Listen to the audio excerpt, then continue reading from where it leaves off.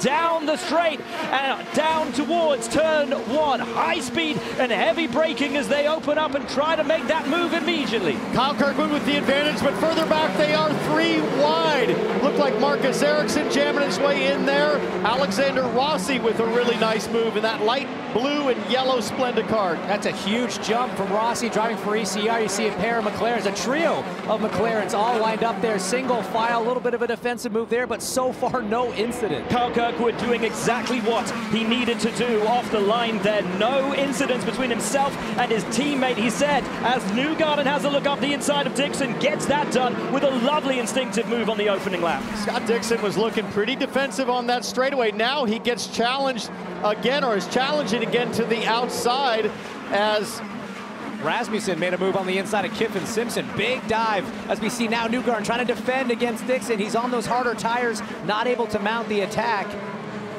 A lot of desperation early on if you're 10th or farther back, especially for drivers like Dixon and Newgarden, used to the sharp end of this grid. They know they have to make positions early. Newgarden said that was the goal.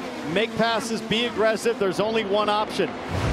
Power down out of turn 11, down the long stretch into turn 1. Can he make the move? Can he do what his teammate Scott McLaughlin did just a few corners ago, as now everyone barreling out of pit lane? And these guys with their tires up to temperature, right into the middle of it. McLaughlin's going to get massively held up here by Ericsson as he gets a little touch there. Newgarden into the back of Herta. Now McLaughlin down the inside. Teammates side by side into 5. This is not a good passing spot. Oh, Ericsson locks up again. Newgarden now almost spins out, trying to get to the throttle early.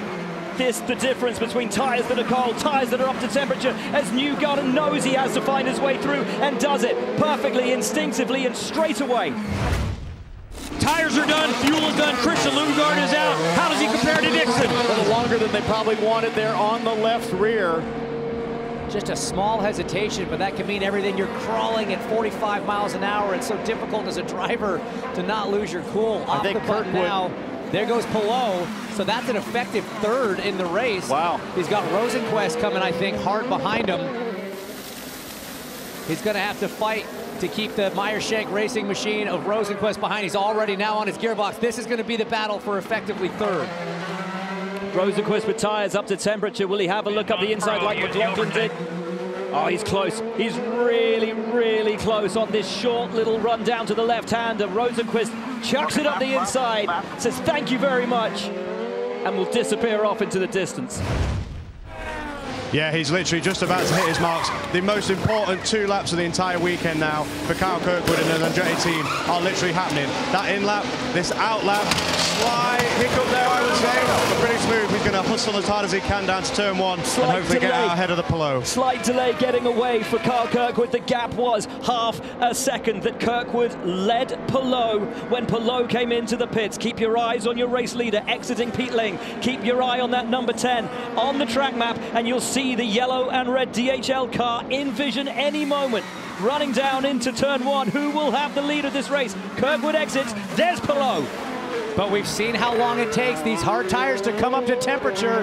Palou now through turn 1. He's got the bit between his teeth. Jack talked about the overcut is usually the play here because of this, because it's so narrow. Even if Palou gets to Kirkwood right here, there's really nowhere to get by. Kirkwood has to make sure he doesn't make a mistake right here, exiting turn 5. It looked good. It's the highest pressure situation for a driver. You're leading the race. You've got almost no grip on those cold tires, but you have to push because there's a 3-time champion breathing down your neck. Kirkwood being faultless so far.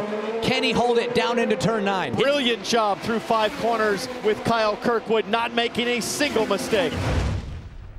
For the final spot on the podium. Oh boy. Lundgaard love to make it back-to-back podium. Lundgaard looked really, really good coming out of turn 11, but he just doesn't have much push to pass left. Neither does Rosenquist as it goes to 0. So nothing left to defend with. Here comes Lundgaard. Shaping him up, goes to the inside. Out of line. Inside. Had to do it there, had to get it done, and he executed. Rosie tried to fight it, but just gave him enough room. Heads-up driving as both drivers exhausted. Their push to pass on that final attempt there. Kirkwood told me in the lead-up to this season how much he had worked on himself, on his body, on his mind over the winter. He was so unhappy not taking home a victory in 2024. He said that was the first thing that he wanted to correct this season. The second was consistency. He has had that for the opening 3 weekends, and here in Long Beach, he has been dominant and crushingly perfect. From pole position to the checkered flag, Kyle Kirkwood wins in Long Beach.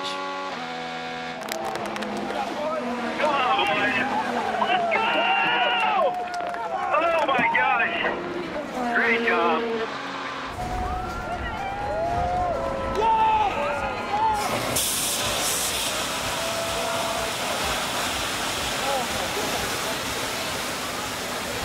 Up next, it's the Children's of Alabama Indy Grand Prix, Sunday, May 4th at 1:30 p.m. Eastern on Fox.